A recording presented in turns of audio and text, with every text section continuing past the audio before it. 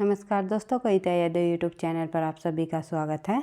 संपूर्ण हिंदी विषय की तैयारी को आगे बढ़ाते हुए हिंदी साहित्य की गद्य विधाओं के अंतर्गत हमारा टॉपिक चला हुआ है हिंदी उपन्यास का विकास। हिंदी उपन्यास के विकास के अंतर्गत हम जो है प्रेमचंद पूर्व के हिंदी उपन्यासों को पहले कर चुके हैं। फिर हमने किया प्रेमचंद युगीन हिंदी उपन्यास। उसके बाद आज की क्लास में हम करने वाले हैं प्रेमचंद्रोत्तर हिंदी उपन्यास।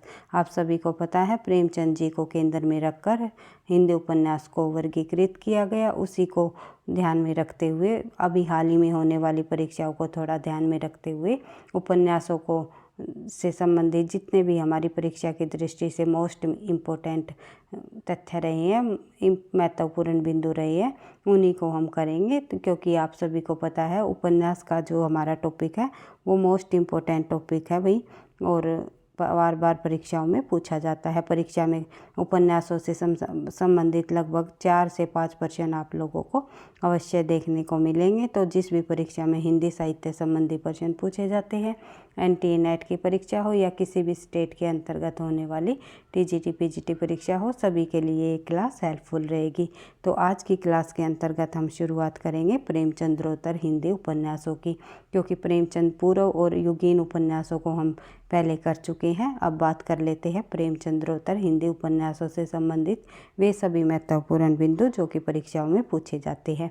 यदि कालक्रम को दृष्टिगत रखकर प्रेमचंद्रोत्तर उपन्यास का वर्गीकरण करें तो उसे हम कितने कालखंडों में विभक्त करेंगे? 3 कालखंडों में। अगर कालक्रम की बात आ जाए तो 3 कालखंडों में प्रेमचंद्रोत्तर यानी कि प्रेमचंद जी के बाद के जो हिंदी उपन्यास लिखे गए उनको हम जो है वर्गीकृत करेंगे। कई बार पूछा जा सकता है ये प्रश्न, तो किस प्रकार से हम बांटेंगे? 1936 से लेकर 1950 तक के हिंदी उपन्यास, 1950 से 1960 तक के उपन्यास और 1960 के उपन्यास। ये हो गया हमारा कालक्रम की दृष्टि को ध्यान में रखते हुए हिंदी उपन्यास जो कि प्रेमचंद्रोत्तर हिंदी उपन्यास रहे उनका वर्गीकरण। उसके बाद जो बात करते हैं प्रेमचंद जी के जो बाद हिंदी उपन्यास लिखे गए, प्रेमचंद के बाद उपन्यासों को विषय की दृष्टि से जब हम देखें, विषय वस्तु को जो ध्यान में रखते हुए जब उनको भागों में बांटते हैं, वर्गीकृत करते हैं, तो कितने भागों में बांटा जाता है प्रेमचंद्रोत्तर हिंदी उपन्यास? यानी प्रेमचंद जी के बाद के जो लिखे गए हिंदी उपन्यास रहे उनको हम कितने भागों में बांटेंगे? उनको हम बांटेंगे 5 भागों में। ये 2 प्रश्न पूछे जा सकते हैं परीक्षा में कि एक तो कालक्रम की दृष्टि से प्रेमचंद्रोत्तर जो हिंदी उपन्यास है उनको कितने वर्गों में बांटा जा सकता है, या फिर प्रेमचंद्रोत्तर हिंदी उपन्यासों को अगर हम विषय की दृष्टि से देखें तो कितने वर्गों में बांटा जाता है। तो इस प्रकार से घुमा फिरा कर प्रश्नों को पूछा जाता है। इसलिए एक एक तथ्य को आपको समझते हुए, उस टॉपिक को ध्यान से समझते हुए करना है ताकि आप सभी प्रश्नों का सही आंसर देख सको। तो विषय की दृष्टि से जब हम बात करें तो प्रेमचंद्रोत्तर यानी कि प्रेमचंद जी के बाद के जितने भी उपन्यास हुए उनको हमने बांटा है 5 भागों में। कौन कौन से देख लेते हैं। मनोविश्लेषणवादी, एक एक प्रकार के उपन्यासों को हम बिल्कुल डिटेल से समझेंगे।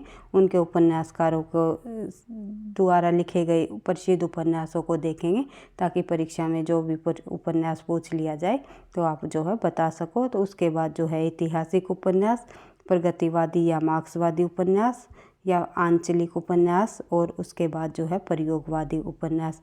इन 5 भागों में बांटा गया है विषय की दृष्टि से। ये आपको ध्यान रखना है, कालक्रम की दृष्टि से या विषय की दृष्टि से प्रेमचंद्रोत्तर यानी प्रेमचंद जी के बाद के हिंदी उपन्यासों को कितने वर्गों में बांटा गया। बढ़ते हैं आगे। सबसे पहले देख लेते हैं मनोविश्लेषणवादी उपन्यास। प्रेमचंद्रोत्तर हिंदी उपन्यास जो है वो मनोविश्लेषणवादी उपन्यासों के भागों में जो बांटे गए उन उपन्यासों को हम देखते हैं कौन कौन से रहे। हिंदी के अनेक उपन्यासकारों ने अपनी कृतियों में आधुनिक मनोविज्ञान तथा मनोविश्लेषण के सिद्धांतों के आधार पर अपने पात्रों की मानसिक प्रवृत्तियाँ, विषय यौनवृत्तियों, दमित वासनाओं, कुंठाओं, ग्रंथियों आदि का विश्लेषण प्रस्तुत किया। जिन्हें इस परंपरा में स्थान दिया गया। यानी जो मनोविश्लेषणवादी उपन्यास रहे के अंतर्गत जो है ये जो प्रवृत्तियाँ रही, इन सभी को ध्यान में रखते हुए मनोविश्लेषणवादी उपन्यासों में इन्हें शामिल कर दिया गया। बढ़ते हैं आगे। मनोविश्लेषणवादी उपन्यासों में जो है जैनेंद्र कुमार का नाम आता है भाई, और जैनेंद्र कुमार जी का जो प्रमुख उपन्यास है वो है परख, सुनीता, त्यागपत्र, कल्याणी, सुखदा, विवर्त, व्यतीत, जयवर्धन आदि उपन्यासों की इन्होंने रचना की। इनके उपन्यासों के विभिन्न पात्रों की मानसिक प्रवृत्तियों और अंतर्द्वंद का विश्लेषण अत्यंत सूक्ष्म रूप से हमें देखने को मिलता है, सूक्ष्म रूप से हुआ है, तो ये आपको ध्यान रखना है। और जैनेंद्र कुमार जी के ये उपन्यास आप लोगों को जो यहाँ देखने को मिले हैं, ये सभी के सभी उपन्यास इम्पोर्टेंट है, परीक्षा की दृष्टि से महत्वपूर्ण है, क्योंकि कई बार जो है समय प्रकाशन वर्ष भी पूछ लिया जाता है। जैसे कि सुनीता कब लिखा गया, तो कब प्रकाशित हुआ, तो इस प्रकार से पूछा जाता है। तो 1935, परख 1929, फिर सुनीता 1935, त्यागपत्र 1937, कल्याणी 1939, सुखदा 1952, विवर्त 1953, व्यतीत 1953, जयवर्धन आदि जो है इनके प्रसिद्ध उपन्यास है। और ये सभी के सभी उपन्यास परीक्षाओं में पूछे जा चुके हैं। कई बार जो है क्रम वाइज लगाने का भी प्रश्न पूछ लिया जाता है। तो इस प्रकार से आपको इनको बार बार रिवाइज करते हुए, बार बार पढ़ते हुए आगे बढ़ना है। देख लेते हैं सामान्यतः इनके उपन्यासों में, यानी जैनेंद्र जी के उपन्यासों की बात कर रहे हैं हम, तो इन जैनेंद्र जी के उपन्यासों में नारी और पुरुष के पारस्परिक आकर्षण का चित्रण हुआ, किंतु इनकी नारियां पुरुष पात्रों की अपेक्षा अधिक प्रभावशाली व सशक्त दृष्टिगोचर होती है, इसलिए इनके उपन्यासों की नायिका प्रधान भी कहा जा सकता है। ये प्रश्न परीक्षा में पूछा जाता है, निम्नलिखित में से कौन सा ऐसा उपन्यासकार है जिसके उपन्यास जो है नायिका प्रधान रहे हैं। तो आपको ध्यान रखना है, उस उपन्यासकार का नाम है जैनेंद्र। तो हर एक प्रश्न को, हर एक तथ्यों को, हर एक बिंदुओं को आपको समझ के साथ करते हुए आगे बढ़ना है। बढ़ते हैं आगे। अगला जो हमारा पॉइंट है वो है जैनेंद्र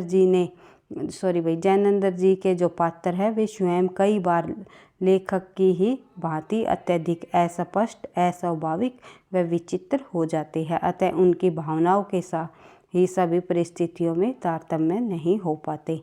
तो ये आपको ध्यान रखना है। इसके बाद जो इनका द्वारा लिखा गया उपन्यास है सुनीता, जैनेंद्र जी का 1935 का जो सुनीता उपन्यास है, इस उपन्यास में श्रीकांत अपनी पत्नी को अपने मित्र के साथ अकेले छोड़कर कुछ दिनों के लिए बाहर चला जाता है ताकि दोनों की घनिष्ठता बढ़ जाए।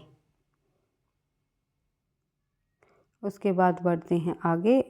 इस परंपरा के दूसरे उपन्यासकार कौन हुए हैं? दूसरे उपन्यासकार हुए हैं जैनेंद्र के बाद जो उपन्यासकार माने जाते हैं मनोविश्लेषणवादी, वे माने जाते हैं ईलाचंद्र जोशी। ईलाचंद्र जोशी ने जो उच्च कोटि के लगभग 1 दर्जन उपन्यासों की रचना की है।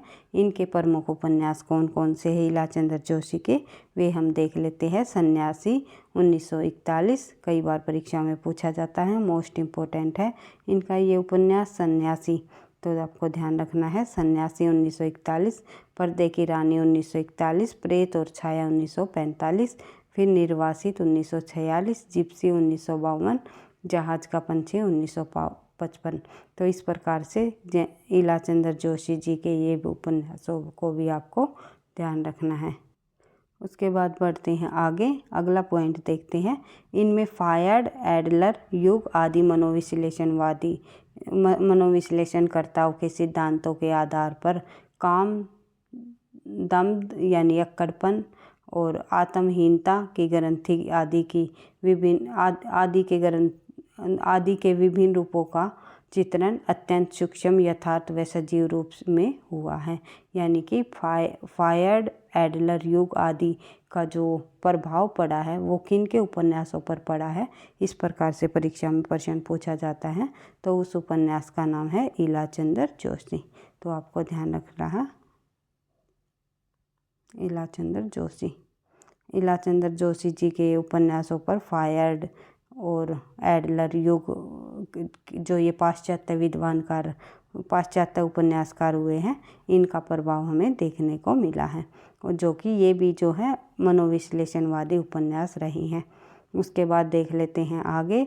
उपन्यास लज्जा में आधुनिक शिक्षा प्राप्त युवती की काम चेष्टाओं का मनोविश्लेषण किया गया है। सन्यासी आत्मकथात्मक शैली में लिखा गया उपन्यास है। ये पूछा जा सकता है कि सन्यासी किस प्रकार की शैली में लिखा गया। लीलाचंद्र जोशी जी का उपन्यास है, तो आपको ध्यान रखना है सन्यासी जो है आत्मकथात्मक शैली में लिखा गया इनका प्रसिद्ध उपन्यास है। उसके बाद देख लेते हैं पर्दे की रानी। पर्दे की रानी उपन्यास में नायिका निरंजना खूनी पिता और वेश्या माँ की पुत्री है। इससे उसमें हीन भावना उत्पन्न हो जाती है, और जहाज का पंछी जो उपन्यास है उसका नायक एक शिक्षित युवक है, वह कलकत्ता में काम की तलाश में भटकता है। उसके बाद आगे बढ़ते हैं, तो अगला जो मनोविश्लेषणवादी प्रमुख उपन्यासकारों में शामिल है वो है हमारे अज्ञे जी।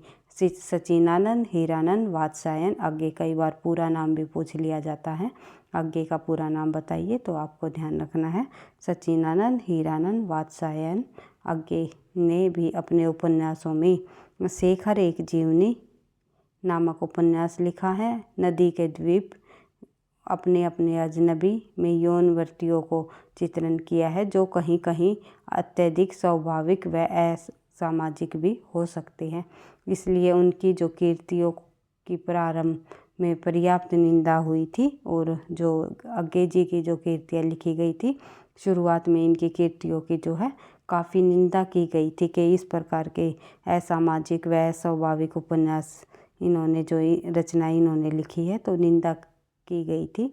तो उसके बाद देख लेते हैं शेखर एक जीवनी व्यक्तिक मनोविज्ञान के अध्ययन के क्षेत्र में एक महती उपलब्धि मानी जाती है, और यह फ्लैशबैक पद्धति पर लिखा जाने वाला उपन्यास है। कौन सा? शेखर एक जीवनी। पीछे की जो है कहानी को याद किया जाता है, और कई बार परीक्षा में पूछा जाता है।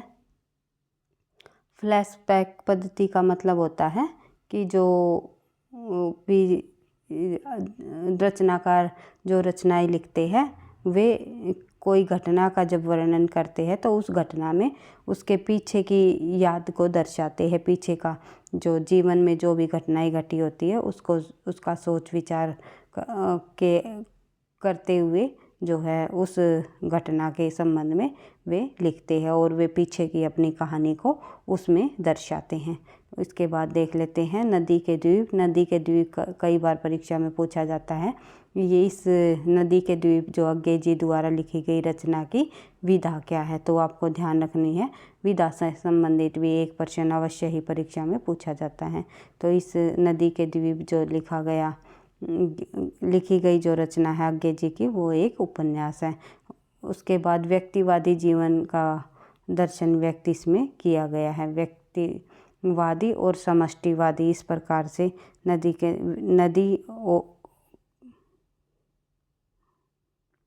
एक सेकंड में यहाँ नदी और द्वीप को प्रतीक रूप में दर्शाया गया है।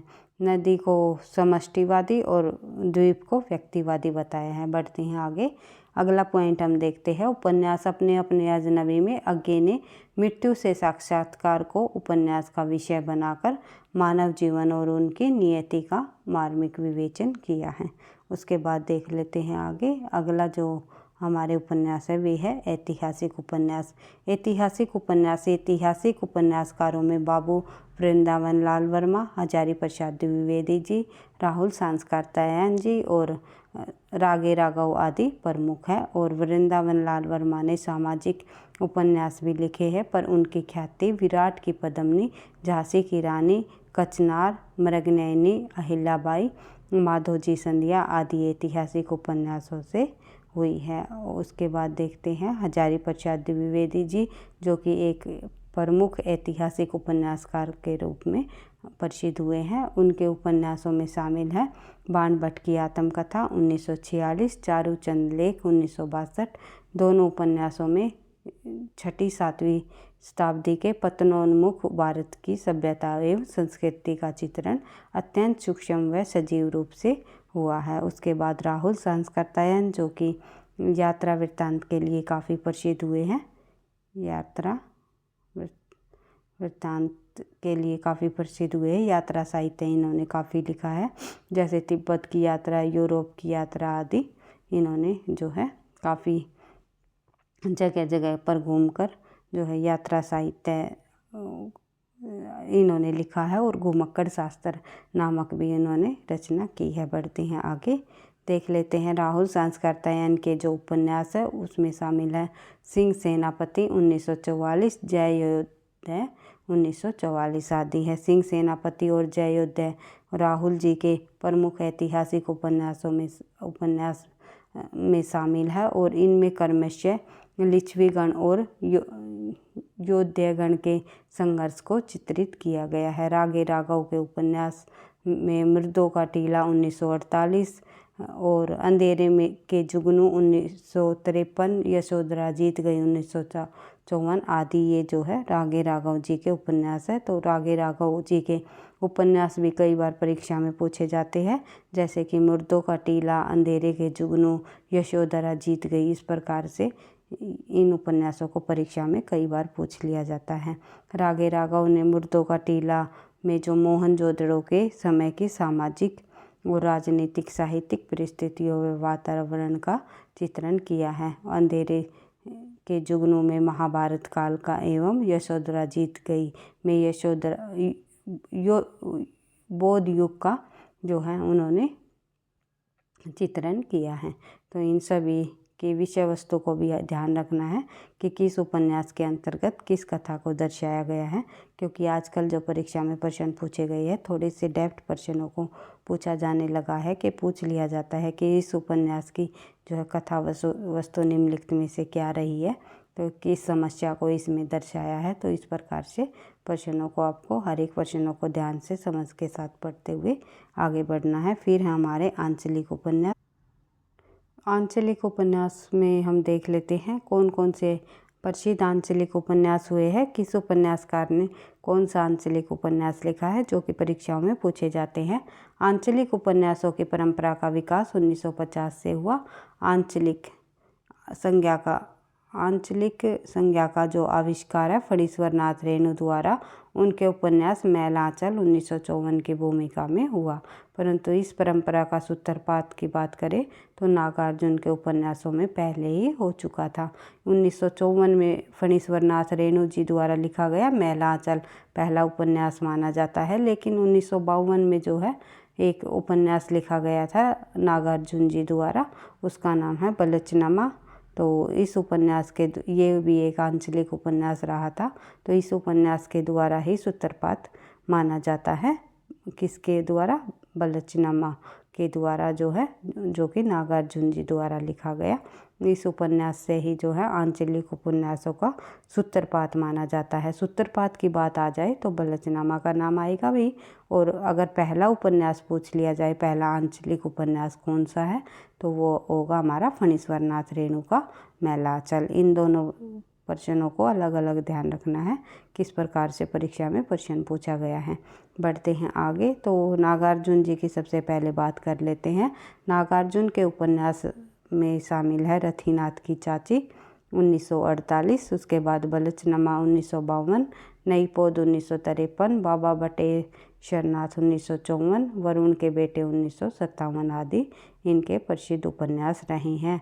नागार्जुन के ये सभी उपन्यासों को आपको सनवाइज ध्यान रखना है। बढ़ते हैं आगे, नागार्जुन का मार्क्सवादी दृष्टिकोण गांव की थीम पर आधारित प्रतीत होता है। उनके उपन्यासों में कथानक स्वयं विकसित न होकर पूर्व निर्धारित योजना के अनुसार चलते हैं। इसके फलस्वरूप उपन्यासों की सृजनात्मकता शिथिल और अवरुद्ध हो गई है।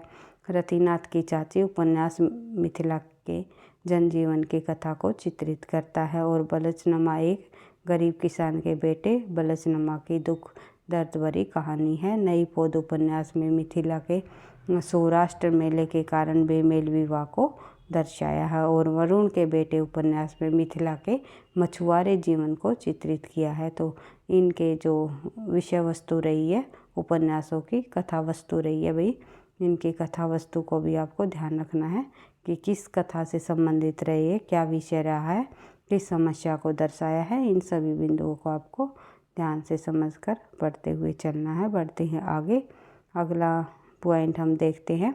फणीश्वर नाथ रेणु के उपन्यास मैला आंचल 1954, प्रति परिकथा 1957 आदि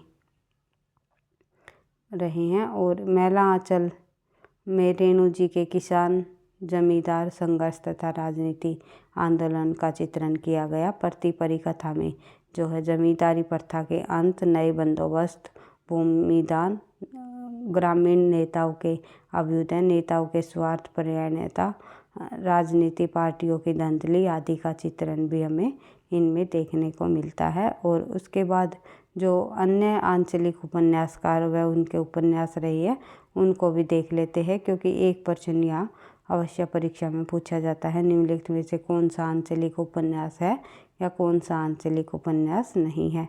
तो इनमें हम देख लेते हैं उपन्यासकार और उपन्यास। तो सबसे पहले उदय शंकर भट्ट का जो है सागर, लहरें और मनुष्य नाम से इन्होंने जो उपन्यास लिखा है वो एक आंचलिक उपन्यास है।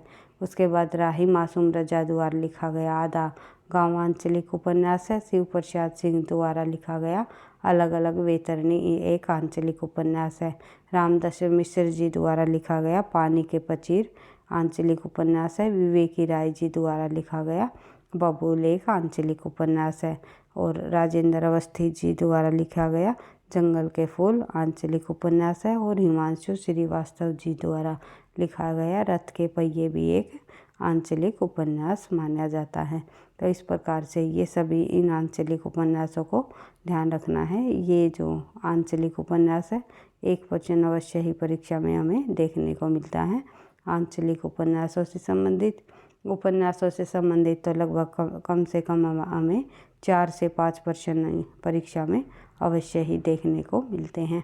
तो इस प्रकार से प्रयोगवादी और प्रगतिवादी उपन्यास हमारे रह जाते हैं भाई। तो ये हम नेक्स्ट क्लास में करेंगे, समझेंगे, क्योंकि आप लोगों को पता है कई दिनों से मेरी तबीयत थोड़ी सी ख़राब हो रखी है, इसीलिए प्रश्न भी हमारे अभी कम ही हो पा रही है भाई। इसके लिए मैं माफ़ी चाहूँगी। तो धीरे धीरे जैसे जैसे तबीयत में सुधार होता जा रहा है तो मैं लंबी क्लास लाने की पूरी कोशिश करूँगी। और फिर से उसी निरंतरता के साथ जो है हम अपनी तैयारी को आगे बढ़ाएंगे, क्योंकि निरंतर अभ्यास ही सफलता का राज है।